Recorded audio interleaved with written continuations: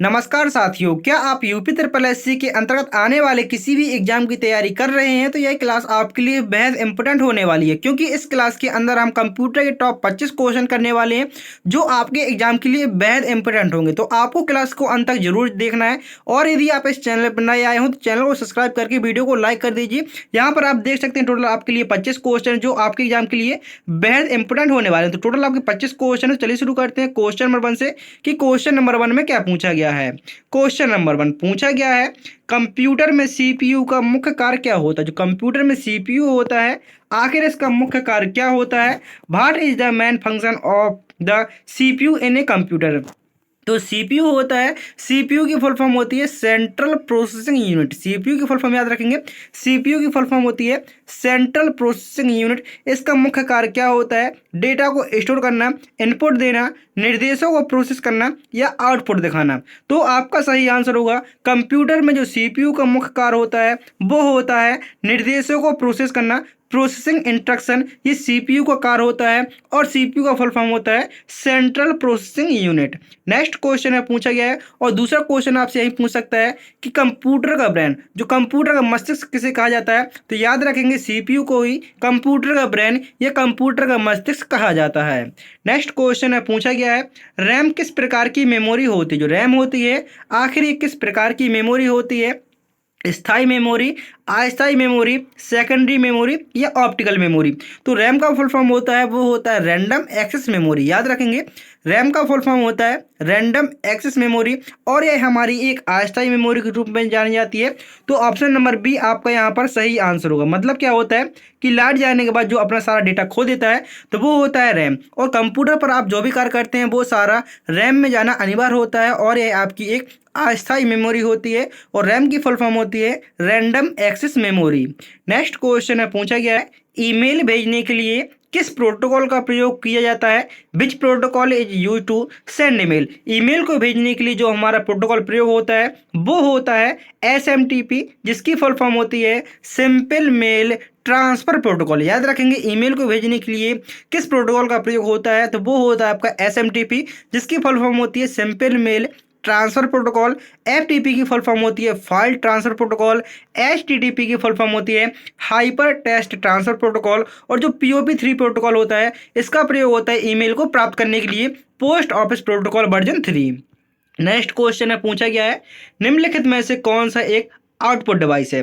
तो output device क्या होता है और इनपुट डिवाइस। तो कंप्यूटर को जिन डिवाइसों के माध्यम से निर्देश देते हैं वो सभी इनपुट डिवाइस होती हैं और इनपुट दिया हुआ निर्देश आपको जो दिख रहा है वो आउटपुट होता है। मतलब कहने का जैसे आपने अपने कीबोर्ड से इनपुट दिया, निर्देश दिया, आपने कुछ भी लिखा तो आपको जो दिख रहा है वो मॉनिटर में दिख रहा है। तो मॉनिटर आपकी क्या है, मॉनिटर एक आउटपुट डिवाइस है। तो याद रखेंगे जो कीबोर्ड है, कीबोर्ड एक इनपुट डिवाइस है, माउस एक इनपुट डिवाइस है, स्कैनर एक इनपुट डिवाइस है, जबकि मॉनिटर क्या है, मॉनिटर एक आउटपुट डिवाइस है। इन तीनों को याद रखेंगे, माउस, कीबोर्ड, स्कैनर, ये तीनों ही आपकी इनपुट डिवाइस है, जबकि मॉनिटर हो गया, प्रिंटर हो गया, स्पीकर हो गया, ये सभी क्या है, ये आपकी आउटपुट डिवाइस होती हैं।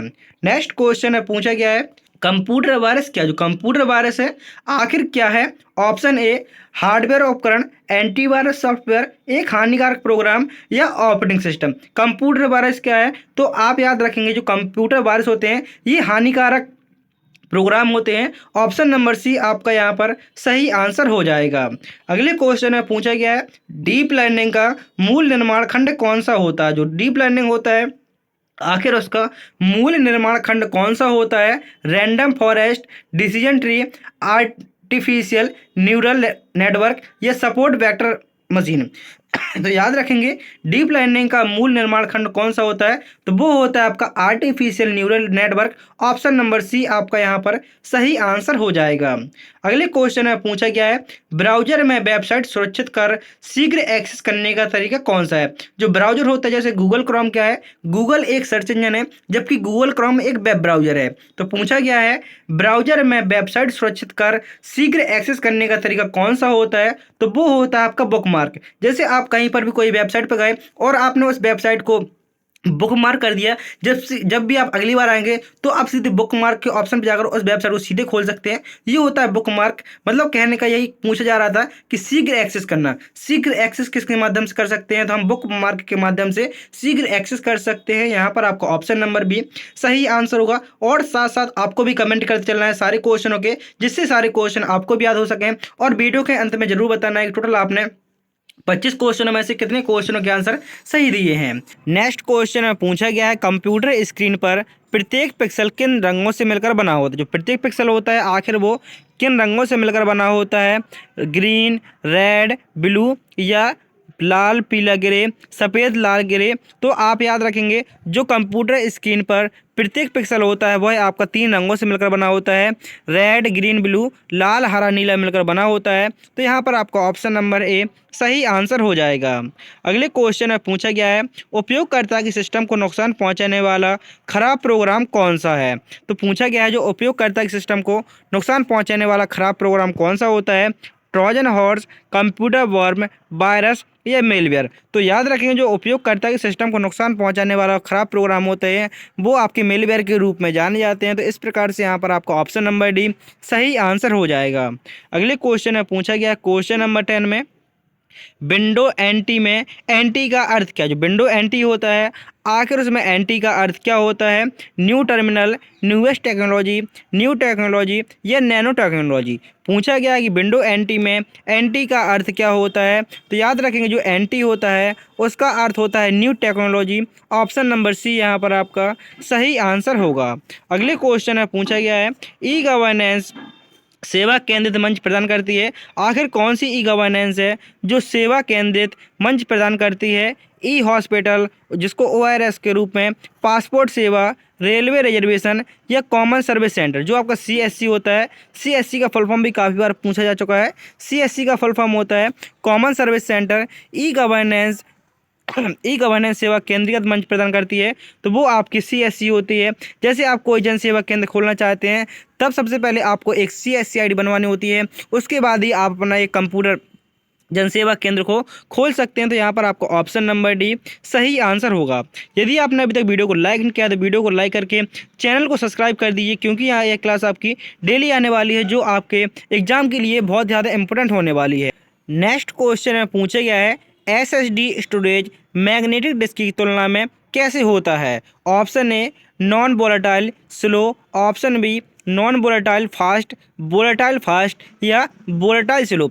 तो SSD की फुल फॉर्म होती है सॉलिड स्टेट ड्राइव। याद रखेंगे SSD की फुल फॉर्म क्या होती है, तो SSD की फुल फॉर्म होती है सॉलिड स्टेट ड्राइव। और यह SSD solid state drive storage magnetic disk की तुलना में यह आपका नॉन वोलेटाइल और फास्ट होता है। तो यहाँ पर आपका ऑप्शन नंबर बी सही आंसर होगा। ये क्या होता है, यह आपका नॉन वोलेटाइल भी होता है और साथ साथ फास्ट भी होता है।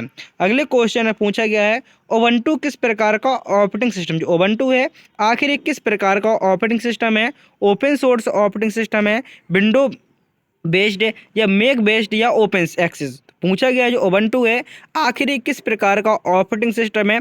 तो याद रखेंगे जो उबंटू है यह हमारा एक ओपन सोर्स ऑपरेटिंग सिस्टम के अंतर्गत आ जाता है, जैसे हमारा लाइनक्स एक ओपन सोर्स ऑपरेटिंग सिस्टम होता है। अगले क्वेश्चन में पूछा गया है, कौन सा प्रिंटर बिना भौतिक संपर्क के प्रिंट करता है। आखिर वो कौन सा प्रिंटर है जो बिना फिजिकल कांटेक्ट के प्रिंट करता है। ऑप्शन ए इम्पैक्ट प्रिंटर। जैसे प्रिंटर दो प्रकार के होते हैं, इम्पैक्ट प्रिंटर और नॉन इम्पैक्ट प्रिंटर। तो आखिर कौन सा प्रिंटर होता है जो बिना फिजिकल कांटेक्ट के प्रिंट करता है, तो क्या इम्पैक्ट प्रिंटर होता है, non impact printer, character printer या लाइन प्रिंटर। तो याद रखेंगे जो नॉन इम्पैक्ट प्रिंटर होते हैं वो बिना भौतिक संपर्क में आए हुए प्रिंट करते हैं। तो यहाँ पर आपका ऑप्शन नंबर बी सही आंसर हो जाएगा। ऑप्शन बी आपका सही आंसर। अगले क्वेश्चन में पूछा गया है, लाइन बाय लाइन अनुवाद करने वाला प्रोग्राम कौन सा होता है। तो जैसे आप कुछ भी लिखते हैं तो सबको एक ट्रांसलेटर लगे होते हैं। जैसे आप कोई प्रोग्रामिंग करते हैं तो उसमें क्या होता है, लैंग्वेज को ट्रांसलेट किया जाता है। जो ट्रांसलेटर होते हैं वो आपके 3 प्रकार के होते हैं। पहला होता है असेंबलर, और दूसरा होता है कंपाइलर, और तीसरा होता है इंटरप्रेटर। ये 3 प्रकार के आपके ट्रांसलेटर होते जो होते हैं जो हाई लेवल लैंग्वेज को मशीन लेवल लैंग्वेज में या कंप्यूटर समझने योग्य भाषा में बदलते हैं।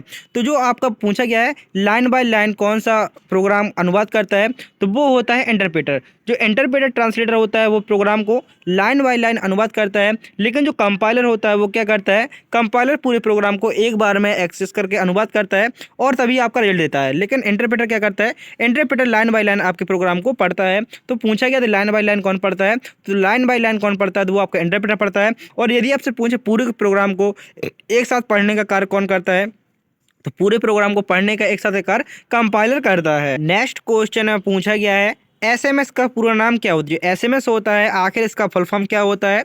Option A short message service, short message solution, short message server या शॉर्ट मैसेज सेंडर। जो एसएमएस होता है, आप किसी को एसएमएस करते हैं, आखिर उसका फुल फॉर्म क्या होता है, तो याद रखें जो एसएमएस होता है उसका फुल फॉर्म होता है short message service. Option number A यहाँ पर आपका सही आंसर हो जाएगा। नेक्स्ट क्वेश्चन में पूछा गया है IoT।